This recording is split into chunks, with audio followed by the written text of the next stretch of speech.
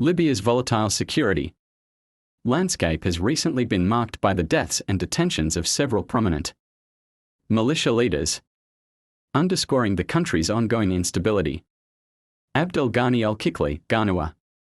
On May 12, 2025, Abdel Ghani al-Kikli, known as Ghanua, the commander of the Stability Support Authority (SSA), was assassinated in Tripoli. His death ignited intense clashes between rival militias, resulting in at least 6 fatalities and significant unrest in the capital.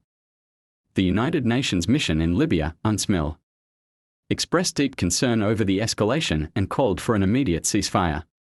This incident has further complicated the fragile security situation in Tripoli. Abdelrahman Malud, Bija. In September 2024, Abdelrahman Malud, alias Bija, a former Libyan Coast Guard commander accused by the UN of human trafficking and sinking migrant boats, was shot dead in Tripoli. Following his death, Libyan authorities detained militia leader Mohamed Baroun, commander of the 1st Support Battalion, and one of his aides in connection with the killing. Malud had previously been jailed for human trafficking and fuel smuggling charges but was released after 6 months. Osama al-Masri. In January 2025, Osama Angiam, also known as Osama al-Masri, a Libyan warlord wanted by the International Criminal Court (ICC) for war crimes during the Libyan civil war, was arrested in Turin, Italy. However, an Italian tribunal declined to approve his arrest, leading to his release and deportation back to Libya.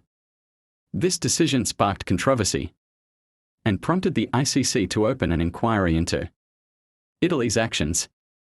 These events highlight the complex and often volatile nature of Libya's power dynamics, where militia leaders wield significant influence and accountability remains elusive.